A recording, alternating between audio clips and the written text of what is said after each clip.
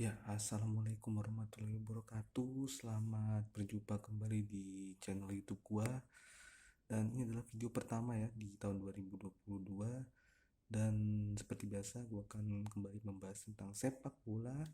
Dan kali ini kita akan bahas lagi sepak bola wanita, di mana tim nasional sepak bola wanita Indonesia baru saja mengakhiri kiprah mereka di Piala Asia Wanita 2022 setelah tadi sekitar ini saat video ini direkam baru bayar hampir sekitar 1,5 jaman yang lalu ya. Indonesia harus kembali menang kekalahan di bantai Filipina dengan skor telak 6-0. Sebelumnya di pertandingan pertama mereka sudah dibabat habis oleh Australia dengan skor 18-0. Kemudian di pertandingan kedua juga mereka kalah dengan Thailand dengan skor 4-0. Jadi total Indonesia kebobolan 28 gol dan tidak bisa mencetak gol sama sekali. Ini mungkin dari semua tim yang ikut Piala Asia Wanita tahun ini mungkin tim paling terburuk ya. Dalam masalah statistik di mana Indonesia benar-benar kalah segalanya. Pertahanan dibombardir terus habis-habisan sampai akhirnya mereka ya sampai akhirnya mereka down dengan sendirinya ya, dan juga penyerangan juga tidak bisa berkutik ya, tidak bisa membuat banyak sekali peluang untuk mencetak gol. Tapi ini sebenarnya sudah gue prediksikan ya sejak awal turnamen. Jadi ekspektasi gue memang sangat tidak berlebih ya. Kita lolos putaran final aja udah bersyukur ya, kita masih bisa lolos putaran final, dimana kualifikasi kemarin kita cuman lawan Singapura aja ya. Seharusnya segrup dengan Korea Utara dan Irak di babak kualifikasi, tapi mereka berdua mundur. Ya mungkin kalau misalkan ada dua negara itu belum tentu juga mungkin Indonesia lolos ya, tapi ya karena negara itu mundur, kita hanya Singapura dan kita berhasil menang dengan skor 1-0 ya di masing-masing leg, jadi agregat 2-0.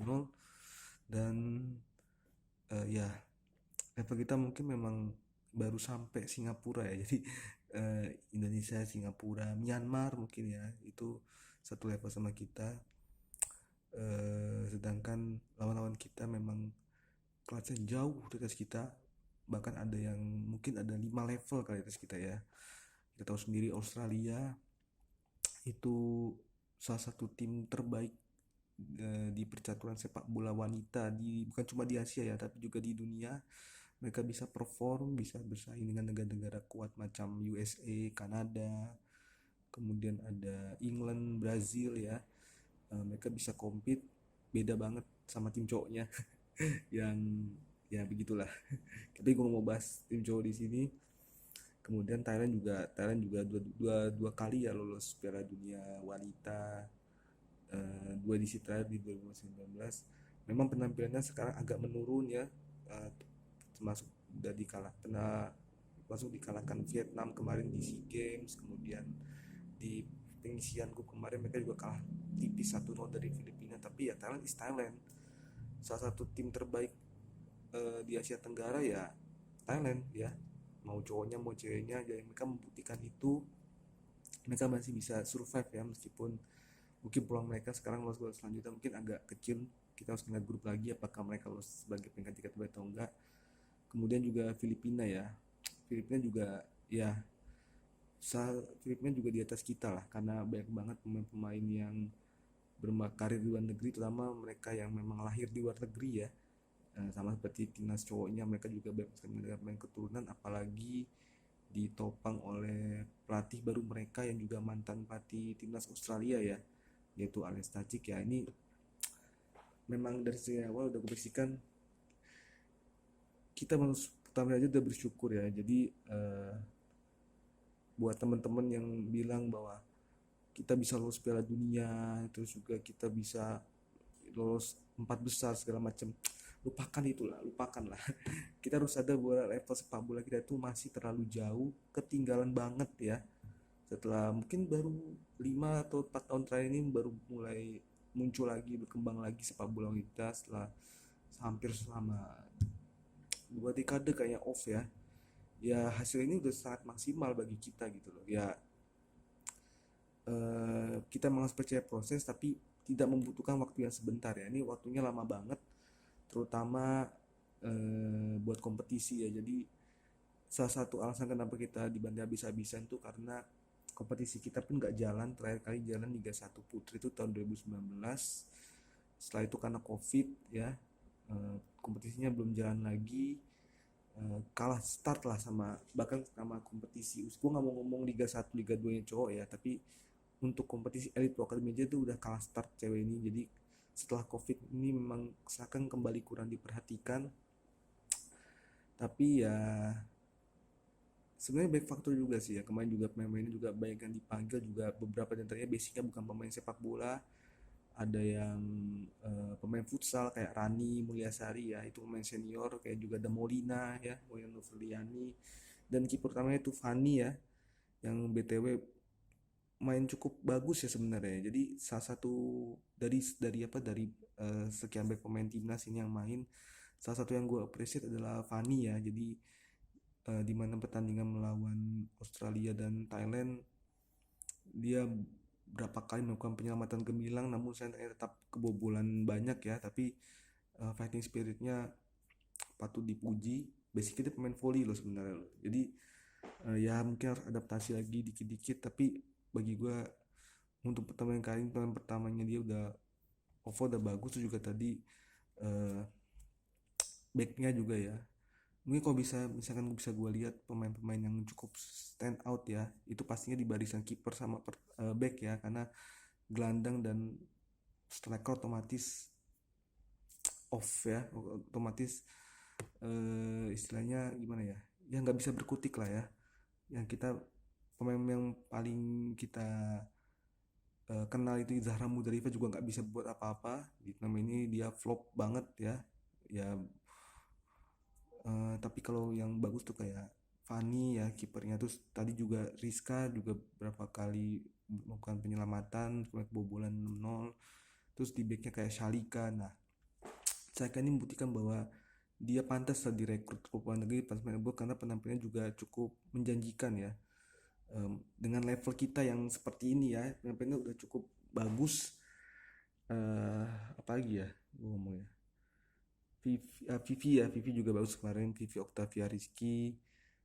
Yang gue sayangkan sih karena nggak ada Safira ya, Safira Ika, padahal dia ini back saya potensial, tapi karena dia cedera jadi nggak bisa ikutan. Ade ya, Ade Mustikiana juga eh ya so-so lah untuk nama ini. Tapi kemudian gue paling stand kayak Fanny, kemudian ada Salika, itu menurut gue beberapa yang paling stand out ya. Dan apalagi gue ngomong ya, pokoknya intinya buat kalian yang caci maki bahwa ini timnas TikTok, timnas selebgram, terus pemain apa namanya, pemain profesional melawan pemain amatir gitu, tolonglah bro, tolong guys, hargai perjuangan mereka. Mereka sudah susah payah membawa Indonesia sampai ke Piala Asia Wanita putaran final setelah menunggu 33 tahun ya. Mereka tuh terakhir kan 89 loh. Mungkin 89 juga kalian mungkin banyak yang belum lahir ya. Bahkan kalian belum lahir semua, nggak bisa nonton kiprah timnas Indonesia kemarin bertanding tahun 89 ya. Ya tolong hargai perjuangan mereka. Mereka sudah berusaha maksimal. Mungkin memang limit mereka yang sampai di sini aja gitu ya. Bahkan mungkin ada yang bisa ngelebihin sedikit. Tapi ya mau gimana lagi gitu loh. Mau gimana lagi kan? Memang kita kalah jauh. Dan juga buat kalian yang caci maki TikTok, Instagram, tolonglah. Pemain luar negeri juga mereka main TikTok loh ya. Dipikir Sam Kerr itu nggak main TikTok, main dia, main. Kalian aja nggak tahu Ellie Carpenter ya, main Australia. Pemain Filipina kalian juga pasti mainnya TikTok, tapi mereka bisa profesional gitu loh ya. Buat kalian fans jangan terlalu berekspektasi tinggi lah selama level kita masih jauh. Pokoknya yang paling penting adalah kita harus memperbaiki level kompetisi kita, membedakan secara berjenjang dari level usia muda bahkan sampai senior. Kemudian ini PAC Wanita ini udah memberikan pengalaman yang bagus kepada pemain ini ya, pemain muda. Tolonglah nanti ketika ada event-event juga kayak SEA Games, kayak Asian Games, perbanyak uji coba. kalau bisa lawan negara-negara ya kita nggak perlu negara yang lebih tinggi, saya negara-negara yang mungkin di bawah kita dulu biar bisa memupuk kepercayaan diri, naikin mental, tim chemistry dibangun lagi. Tapi ya ada pengalaman ya di situ ya. Terus juga ya pemain Indonesia juga harus banyak yang main abroad ya, karena mengingat kondisi kita yang nggak jelas. Contohlah Shalika ya, Shalika itu sebelum dia direkrut Roma Calcio Femminile dia udah trial di West Ham. Terus juga kemarin Ade Mustikiana juga sempat trial di Bayern Munchen kalau nggak salah sama Vivi. Nah itu tolonglah diperbanyak wawasannya gitu loh. Jadi sebenarnya ini bukan cuma urusan PSG, juga urusan kita sebagai fans. Kita jangan terlalu berekspektasi jangan terlalu banyak berharap. Kita masih jauh ya dari dunia wanita ya, boro-boro wanita pria aja kita nggak mungkin lolos kayaknya deket-deket ini. Dan juga banyakin pemain abroad juga, dan juga sistem kompetisinya harus diperbaiki, uji coba juga ya. Kalau misalkan ini semua bisa dilakukan, terwujud, jargon PSSI yang menamakan sepak bola wanita bisa, itu pasti bakal terwujud ya. Itu aja dari gua, makasih udah nonton, jangan lupa untuk selalu like, share, dan subscribe. Sampai jumpa di video berikutnya. Gua Gio, assalamualaikum warahmatullahi wabarakatuh. Hidup sepak bola wanita bisa.